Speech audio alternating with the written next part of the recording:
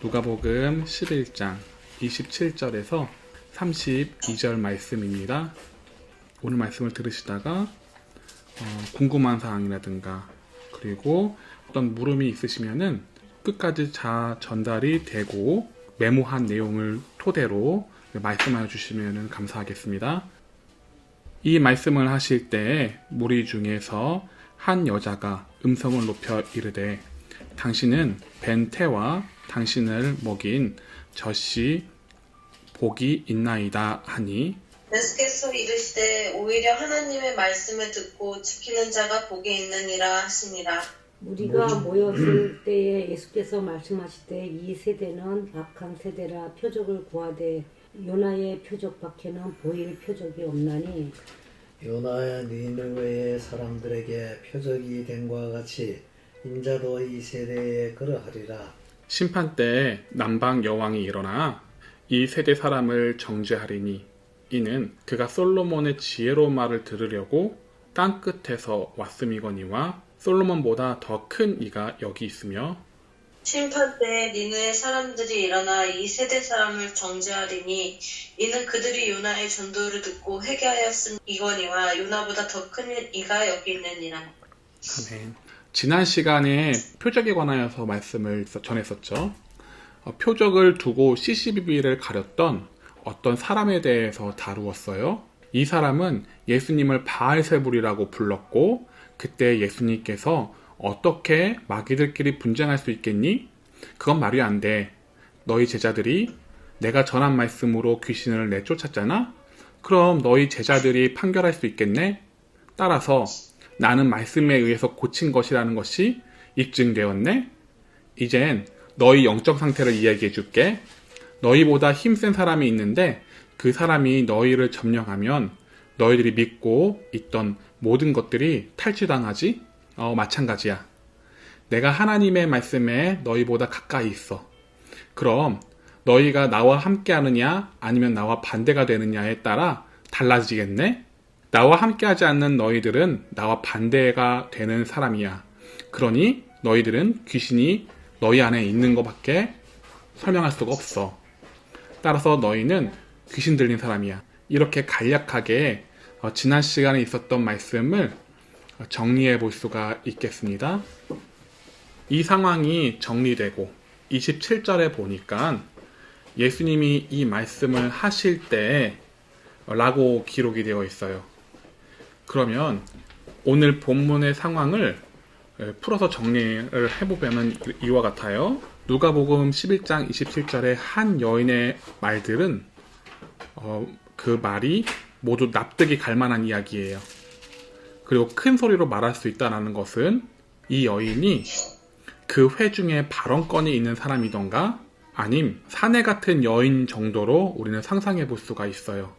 여성 기득권이 있는 오늘날도 여자들이 큰 소리로 말하지는 않아요.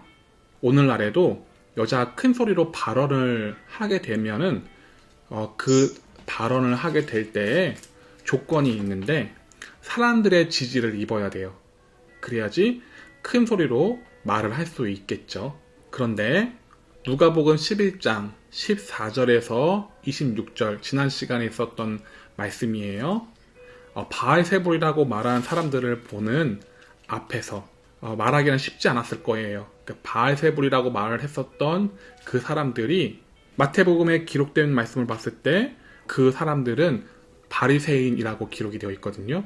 이 상황은 오늘날로 말하면 어떤 목회자가 예수님께 너 귀신의 힘을 빌려서 고쳤구나 라고 했을 때 예수님께서는 아니야, 그렇게 보이는 너가 귀신 들렸어. 너희 제자들이 다 아는 사실이야 라며 예수님께서 어떤 목회자의 영적 상태를 드러내고 그들의 입장에서는 창피를 받게 된 상태이었을 것으로 보여진다는 거예요. 이때 한 여인이 큰 소리로 말을 한 거예요. 그 목회자들이 창피를 입고 있는 상황에서 이 여인은 큰 소리로 말을 하더라는 거예요. 그렇다면 우리가 상식적으로 생각했을 때 이 여자는 사람들로 인해서 어떤 지지를 받고 있는 사람들이라고 유추가 가능하다는 거죠.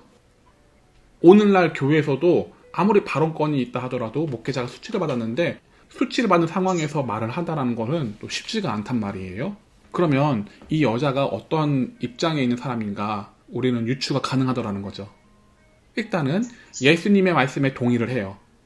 두 번째로는 사람들의 지지를 받은 사람이에요.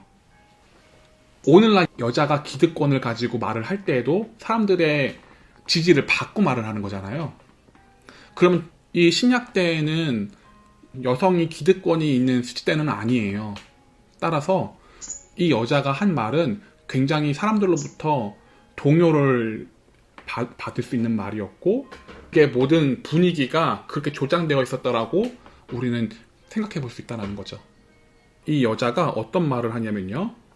27절 읽어주시겠어요? 이 말씀을 하실 때에 무리 중에서 한 여자가 음성을 높이 이르되 당신의 변태와 당신의 먹인 것이 복이 있나이다. 예수께서 이르시되 오히려 하나님의 말씀을 듣고 지키는 자가 복이 있느니라 하시느니라. 네, 감사합니다. 그러면 이 여자가 뭐라고 했느냐 하면은, 이 여자가 누구를 향해서 한 말일까요? 예수님을 향해서 한 말일까요? 그 대상이 예수님의 어머니를 향해서 한 말일까요? 예수님의 어머니를 향해서 한 말이에요. 그러니까 예수님의 어머니가 늘 쫓아다녔다는 얘기죠. 그리고 이 여자가 뭐라고 얘기를 했냐면요. 오늘날로 얘기하면 이런 말이에요. 다시 한번 읽어볼게요. 한 여자가 음성을 높여 이르되 당신을 뵌 태와 당신을 먹인 젖이 복이 있나이다. 이렇게 얘기했으면 그 대상자가 어머니인 거죠. 이 말은 우리나라의 정서에 맞추어서 의역하면은 이런 말이에요. 부모가 어떤 업적이 있었기 때문에 당신과 같은 사람이 나온 겁니다. 이렇게 한 말과 같아요. 이 말은 누구를 높이기 위한 말인가? 그리고 누구를 향한 말인가? 라고 물음을 가지게 된다면은 이 한 여자는 예수님을 두고 한 말이 아니라 예수님의 어머니를 두고 한 말이라는 거죠. 그러니까 이 사람이 생각하기에는 예수님의 어머니가 하나하나 막 따라다니면서 예수님에게 피드백을 주던가 어떤 지혜를 주던가 그렇게 따라다니면서 보이지 않게 이렇게 지도를 했을 것이라고 생각했던 거예요. 그러면 이 한 여자가 어떤 마음에 이와 같이 말을 했을까요? 이건 모든 사람들이 왜곡된 마음에서 느끼는 생각들인데요. 자녀가 잘 되면 부모는 자연스레 잘 키웠다는 소리를 듣게 돼요. 자녀가 스스로 잘할 일이 없으니까요. 그러니까 부모가 이 아이를 잘 키웠구나 이렇게 생각을 하더라는 거예요. 자녀가 사람들 앞에서 부러움의 대상이 되기 위해서는 흔히들 금수저가 되던가 잘 배우고 못난 부분이 없이 보일 때에는 자녀의 부모를 칭송하게 되더라는 거죠. 더군다나 자녀가 부모와 함께 있을 때에는 더더욱 그렇겠죠. 그녀가 예수님께 한 말이 세상의 관점에서 볼 때는 일리 있는 말이에요. 자녀가 부학됐으니까요. 그러니까 이 자녀가 이렇게 나올 수 있었던 것은 부모의 영향이 크다. 이렇게 본 거니까요. 그래서 자녀가 똑똑하면 부모가 똑똑하게 교육을 시켜서이고, 자녀가 사람들로부터 뛰어난 천재성이 타고났다면은 부모나 혹은 조상의 덕이 있기 때문에 혈육적으로 타고난 것이라고, 그래서 업을 조상들로부터 돌리게 된다라는 거죠. 우리나라에서는 유교 사상이 있어서 더더욱 그런 마음이 있어요. 덧붙여서 근데 꼭 그런 것만은 아니에요. 천주교를 보면 쉽게 알 수 있어요. 천주교에서는요, 동정녀 마리아를 예수님과 함께 동등한 입장에서 섬겨요. 왜냐하면 예수님의 영광을 마리아가 취하는 모습으로 생각을 하거든요. 혹은 예수님의 영광과 동격으로 보는 경향이 있죠. 이걸로 보건대 전 세계 사람들이 이와 같은 생각을 하고 있구나, 이게 납득이 되는 거구나 라고 정도로 짚고 넘어갈 수가 있겠어요. 천주교는 전 세계적인 종교니까요. 근데 그거를 믿고 바라보는 사람들은 그렇게 납득이 되니까 받아들이는 거겠죠. 그러면은 이와 같은 논리는 전 세계적으로 이게 가능한 얘기구나 라고 짚고 넘어갈 수 있다는 얘기예요. 오늘날 기독교인들도 마찬가지예요. 자녀가 잘나면 부모는 으쓱하게 되죠. 사람들로부터 자녀가 사랑받고 있으니 사람들은 부모에게 어떻게든 비행기를 태워주고자 하죠. 자녀의 자랑을 하면 자녀를 키운 부모는 대단하다는 말을 반드시 듣게 되죠. 자녀가 사람들 앞에서 사랑을 받던가 우월한 모습을 보이게 되면 부모는 자동적으로 앞에서 얘기했던 대로 으쓱하게 되고 보람을 느끼게 되죠. 특히나 어머니가 되는 분이 이와 같은 이야기에 더 공감이 되시리라 생각이 들어요. 아버지는 일을 하느라고 자식이 어떻게 됐든 간에 어머니보다는 덜 공감이 되거든요. 같이 붙어있진 않았으니까요. 근데 어머니는 자녀들과 항상 붙어있고 조언을 하고 말을 하니까 공감이 되죠. 근데 이게 신앙에서는 부모의 영향이란 게 없어요. 아무리 좋은 부모의 영향이 있어도요, 부모의 신앙에 못 미치는 사람들 엄청 많아요. 예수님처럼 사람이 위대해질 수 있는 것은 하나님을 경외하면서 오는 지혜에 있어요. 문제는 이 지혜는 예수님 말씀대로 내가 말씀을 듣고 지키는 것이라고 기록되어 있네요. 그게 28절이죠. 28절 다시 한번 읽어주시겠어요? 예수께서 이르시되 오히려 하나님의 말씀을 듣고 지키는 자가 복이 있느니라 하시니라. 네, 그러면은 뭐라고 기록된 거예요?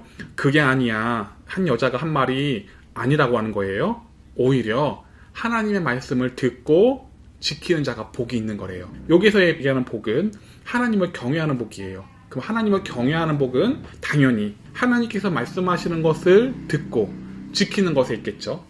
부모의 업이라든가 잘 돼서 그 신앙이 좋은 게 아니라요.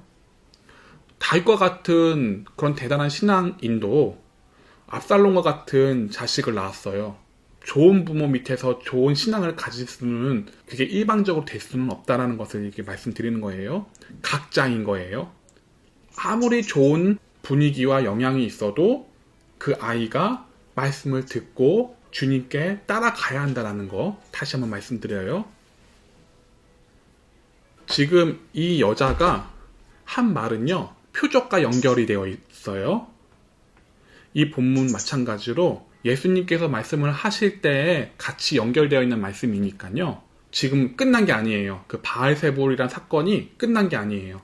이 본문은 끝난 게 아니라 어떻게 하면 귀신이 들릴 수가 밖에 없는가 원인을 설명해 주는 본문이에요. 그게 어떤 원인이 있는가를 이제 본문을 좀 읽으면서 살펴볼게요. 29절이에요.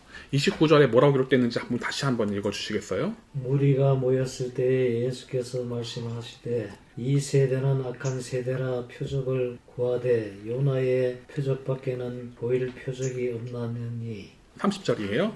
요나가 니느웨의 사람들에게 표적이 됨과 같이 인자도 이 세대에 그러하리라. 네.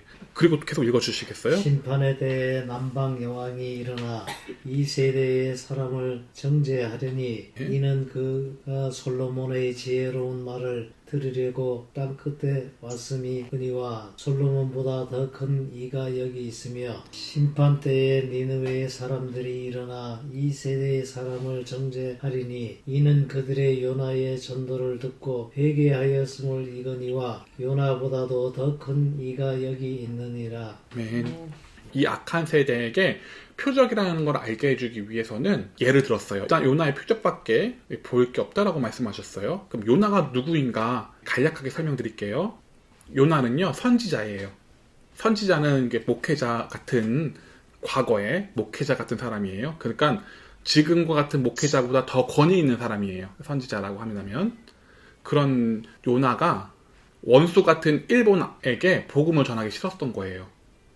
일본에게 억압받고 있었던 그 시대에 이 요나에게 하나님이 너 일본 가서 복음을 전해, 이렇게 말씀을 하셨었거든요. 그게 일본과 같은 나라가 니느웨라는 도시예요.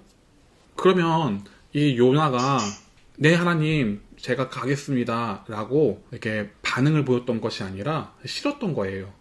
나를 압박하고 우리 민족을 압박하고 핍박했던 그 민족이 싫었던 거죠.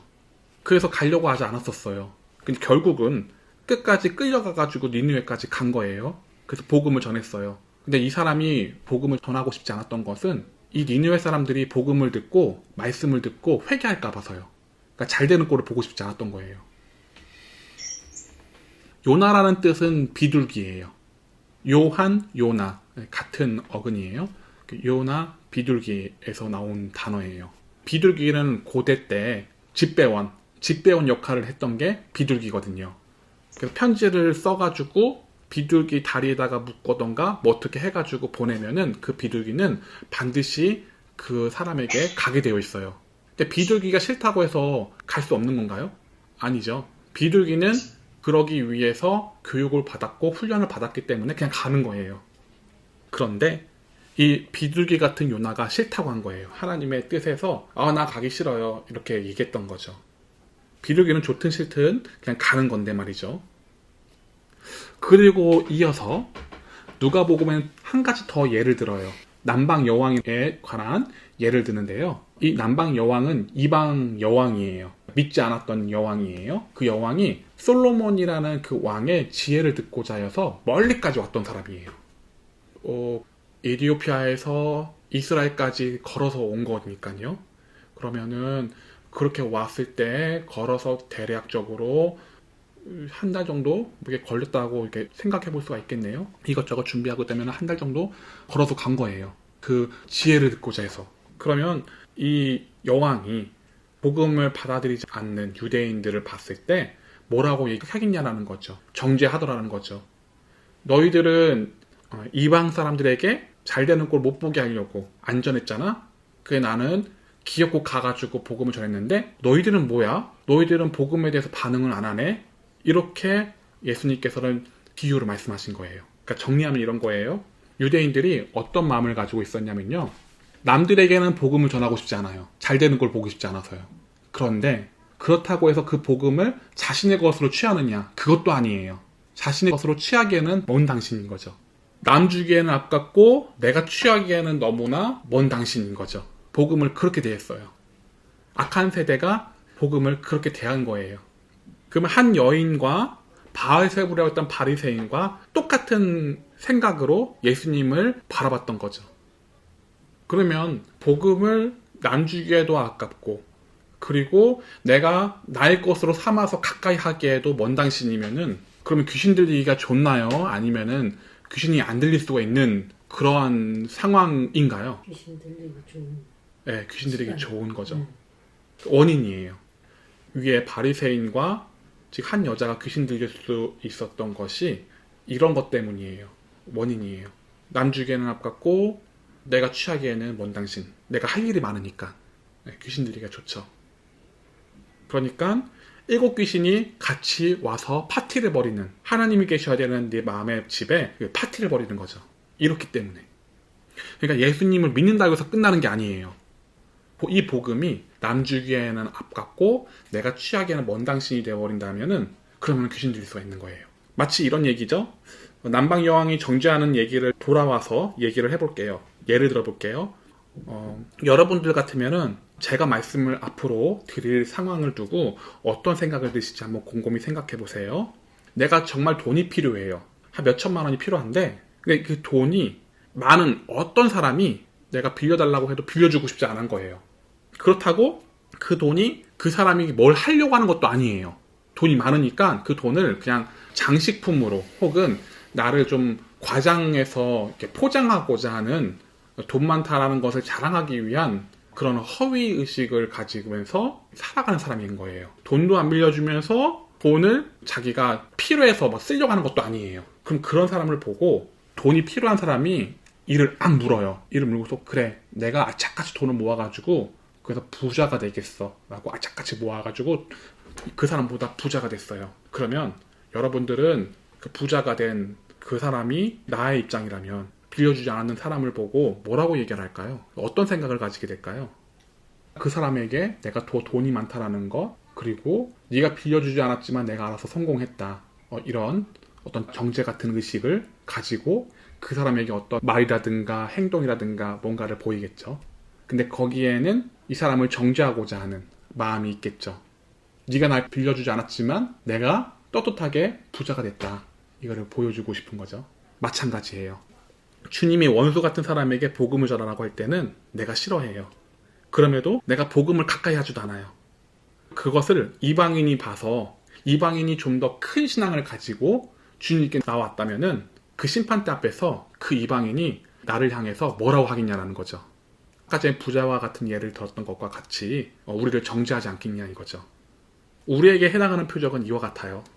말씀을 듣고 지키는 것. 그러면 하나님의 뜻이 나타나게 되죠. 그런데 그 표적을 두고 남주기는 싫고 내가 따라가기에도 먼 당신이 된다면 우리 역시 심판대 앞에서 악한 세대가 되고요. 그리고 악한 세대가 구하는 표적의 신앙이 돼버려요. 메신저는 전하면 그만이에요. 그 이상도 그 이하도 아니에요. 전한 자는 전하는 자일 뿐이에요. 종은 주인이 하라는 것을 하면 그뿐이에요. 그리고 나는 어떻게 해서든 복음에 붙잡혀 있으려고 땅끝까지 가서 그 지혜를 얻기 위해서 따라갈 뿐인 거예요. 이것이 표적을 바라보며 살아가는 자세예요. 내 마음에 복음이 나의 전부다 라는 마음을 가지고 있지 않는다면은 악한 세대의 표적과 가까이 있겠죠. 오직 의인의 길은 한 길이잖아요. 다른 길은 없잖아요. 예수님께서 말씀해 주시는 길만 있는 거예요. 그렇다면 내가 이 복음을 남줘서 잘 되는 것 꼴보기 싫고, 그리고 이 복음을 그렇다고 내가 가까이 하느냐, 그것도 아닌 나의 마음이 있다면은 당연히 귀신 들린 자와 같이 되는 거고, 악한 세대가 표적을 따라서 신앙생활하는 것과 같다라는 것을 오늘 본문에서는 말씀하고 있습니다.